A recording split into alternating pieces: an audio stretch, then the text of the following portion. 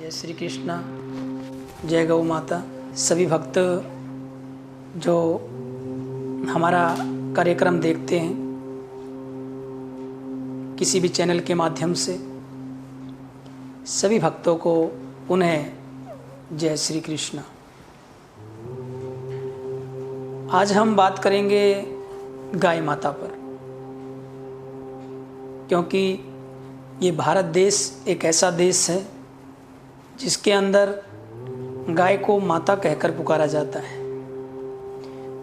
नदी को गंगा माँ कहकर पुकारा जाता है, धरती को माता कहकर पुकारा जाता है। ये हमारा वो भारत देश है जिसमें आप लोग रहते हैं। आप सभी को मैं गाय माता के बारे में कुछ शब्द कहना चाहता हूँ। गाय हमारी माता क्यों कहा जाता है गाय को माता? गाय को माता इसलिए कहा जाता है कि जब एक समय ऐसा था कि सभी देवताओं के साथ मनोवंचित नाम का एक राक्षस हुआ।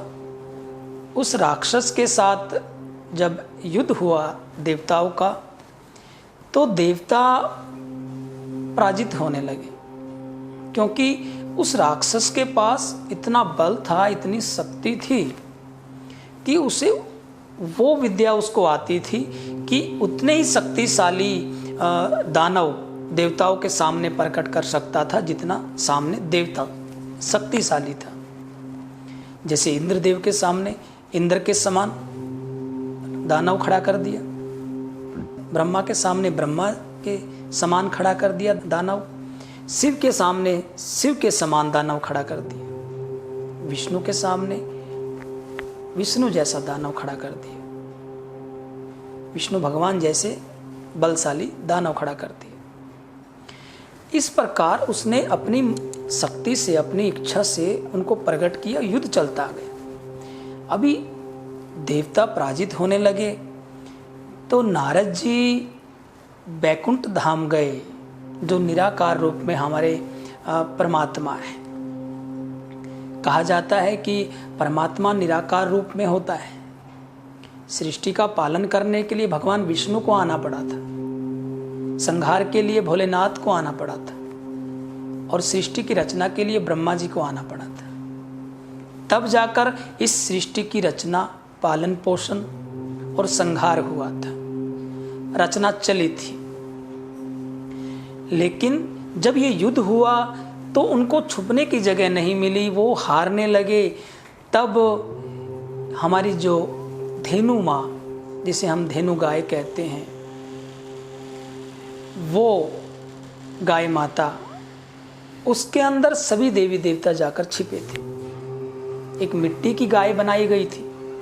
उस मिट्टी की गाय बनाने के बाद उसके अंदर सभी देवी देवता छिपे थे, और कहते हैं कि उस दानव का वध हनुमंत लाल जी ने किया था।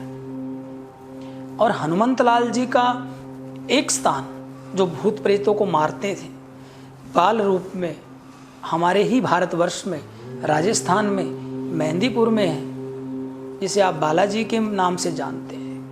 ये उसी समय वो स्थान बना था जब उस राक्षस का वध किया था, और वहाँ पर बालाजी महाराज की स्थापना हुई थी। वहाँ पर विश्राम किया था, बालाजी महाराज की पूजा वहाँ पर हुई थी, और उस स्थान पर जाकर आज भी लोगों के कष्ट दूर होते हैं। गाय माता की बात चल रही थी कि गाय माता सबसे पहले जब समुद्र मंथन हुआ था, एक तरफ राजा बलि जो दानवों का राजा था, दूसरी तरफ देवता लगे थे।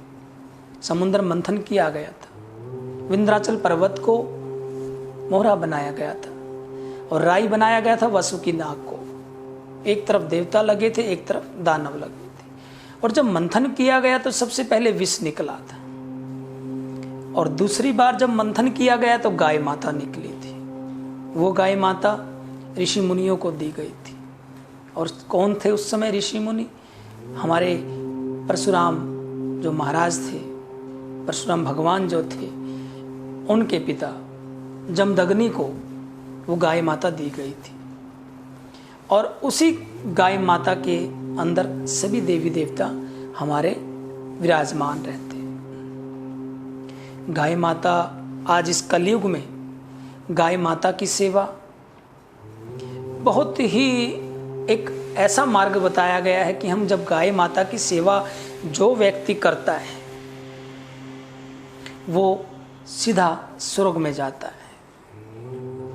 हमें प्रतिदिन सुबह उठकर 2 रोटी गाय माता के लिए अपने घर में बनानी चाहिए।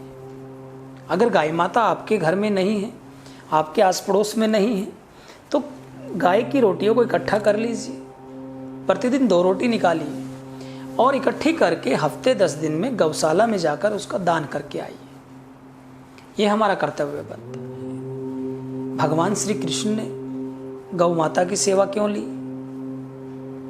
वो भगवान विष्णु के अवतार थे, फिर भी गौओं को चराया, क्योंकि गौ माता के अंदर अनेक ऋषि मुनि विराजमान हैं, अनेक देवता विराजमान हैं, ब्रह्मा विष्णु वहां विराजमान हैं। तो इसीलिए हमारी गौ माता की सेवा खुद स्वयं ठाकुर जी ने भी की, जिसकी आप लोग पूजा करते हैं। वो भी प्रतिदिन सुबह उठकर गौ माता की सेवा करते थे। गौ माता जिस घर में होती है उस घर का वास्तु दोष खत्म हो जाता है, जिस घर में गाय माता होती है। पहले मैं देखता था और हम सुनते भी आए हैं कि हर घर में, पहले गांव में भी हर घर में एक गाय होती थी, लेकिन आज अपने व्यवसाय के चक्कर में, पैसे कमाने के चक्कर में लोगों ने गाय को अपने घर से बाहर निकाल दिया है। गाय की जगह भैंसें लेकर आ गए हैं, क्योंकि भैंस ज़्यादा दूध देती है, घी देती है और उनसे उनका व्यवसाय चलता है, इनकम होती है। आप अपनी इनकम रखिए, भैंसें भी रखिए, लेकिन एक गाय हर घर में रखिए। अगर एक गाय देश के हर एक घर में होगी तो हमारी गायों की हत्या नहीं होगी, हमारी गाय सड़कों पर नहीं आएगी। हमारे लोग क्या करते हैं, गाय का दूध निकालते हैं, जब दूध देना बंद करती है तो उसे सड़कों पर छोड़ देते हैं मरने के लिए। फिर लोग उन्हें पकड़ कर ले जाते हैं, फिर बेचते हैं, काटते हैं, जिससे बहुत भयंकर पाप लगता है। आज आप क्या सोच रहे हैं कि देश में इतनी आपत्तियां आ रही हैं, कभी भूकंप के रूप में, कभी बाढ़ के रूप में, कभी कोरोना जैसी महामारी के रूप में, अनेक बीमारियां, कभी फ्लैग के रूप में अनेक बीमारियां आ रही हैं। ये क्या है? ये सब एक पाप है। और पाप कब होता है? जब पाप बढ़ जाता है, और वो पाप कौन करते हैं? हम और आप करते हैं। गोस्वामी तुलसीदास जी ने कहा है रामायण के अंदर कि भूकंप कहे गाय की गाथा, अति त्रास अति जस जासा, जा दिन धेनु धरा न रही, ता दिन रसा रस तल गई। जिस दिन इस पृथ्वी पर गाय माता नहीं रहेगी, ये पृथ्वी समा जाएगी पाताल के अंदर और पृथ्वी पर जलमग्न हो जाएगी पूरी पृथ्वी। इसीलिए हमें गाय माता की सेवा करनी चाहिए, गाय माता को रोटी डालनी चाहिए। अगर आपको आपके आसपास कोई लाचार गाय दिखती है तो उसका उपचार कराना चाहिए। ये सबसे बड़ा धर्म है। लोग मंदिर जाते हैं, पूजा पाठ करते हैं, लेकिन मैं कहता हूं ये जरूरी नहीं कि हर रोज मंदिर जाएं। ये जरूरी नहीं कि हर रोज मंदिर जाएं। कर्म ऐसे करो जहां जाएं वहीं मंदिर बन जाए। कर्म ऐसे करो, आपके कर्म ही आपका मंदिर है, आपके कर्म ही आपकी पूजा है। कर्म करो आप। कर्म करने से उस परमात्मा को संतुष्टि मिलेगी, आपके मन को संतुष्टि मिलेगी। आप किसी की आत्मा ना दुखाएं, किसी को धोखा ना दें, किसी के साथ छल ना करें। और जहाँ भी आपको कोई गाय माता ऐसी दिखती है, अब जैसे गर्मी के दिन चल रहे हैं, आप अपने घर के बाहर एक ऐसा बर्तन रखिए या कोई ऐसा स्थान बनाइए जिससे चलती फिरती गाय वहाँ पानी पी सके। हमारे पास अनेक रास्ते हैं। अपने लिए तो सब जीते हैं, अपना पेट तो सब भरते हैं, लेकिन जब दूसरों की सेवा की बारी आती है, जब आप वो सेवा करेंगे तो उस परमात्मा को भी खुशी मिलेगी और वो परमात्मा आप पर प्रसन्न होगा, आप पर कृपा करेगा। भगवान के पूजा पाठ के साथ साथ हमारा कर्तव्य हमारी गाय माता के साथ भी। मैंने गोस्वामी तुलसीदास जी ने जो ये श्लोक लिखा है कि भूकंप कहे गाय की गाथा, अति त्रास अति जस जासा, जा दिन धेनु धरा न रही, ता दिन रसा रस तल गए। आप गाय माता को बचाइए, नहीं तो आप लोगों का विनाश हो सकता है, इस पृथ्वी का विनाश हो सकता है। और अब किसी को उदाहरण देने की आवश्यकता भी नहीं है, क्योंकि ऐसा दौर चल रहा है इस समय, पूरे विश्व में ऐसा दौर चल रहा है कि जहाँ जहाँ पाप बढ़ा है वहाँ वहाँ ऐसी भयंकर बीमारियाँ आई है जो अभी चल रही है। तो आप लोग गाय माता की पूजा में अपना समय लगाइए,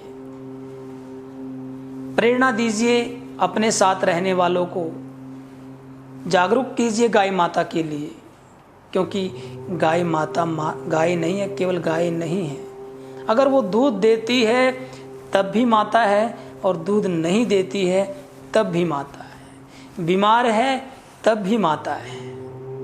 आप उसको उसी रूप में देखिए, तभी आपका भला हो सकता है। मेरी ये विनती है सभी देशवासियों से, अगर आप अपने घर में गाय नहीं रख सकते तो छोटा सा सुझाव दूंगा आप सबको। आपके आसपास एक गौशाला होगी कोई ना कोई, आप उस गौशाला में जाइए, आप एक गाय को गोद ले लीजिए। एक गाय का खर्चा एक दिन का 100 रुपये होता है।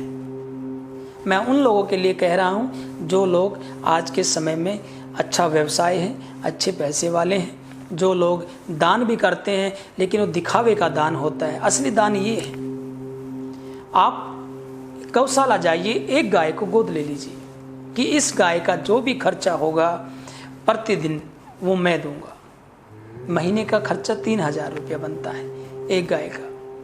जिनके अच्छे व्यवसाय चल रहे हैं, जिनकी अच्छी फैक्ट्रियां चल रही हैं, मैं उन लोगों के बारे में बोल रहा हूँ जो लोग दान करना चाहते हैं लेकिन दान नहीं कर पाते, उनके पास ऐसा जरिया नहीं है, कोई माध्यम नहीं है दान करने का।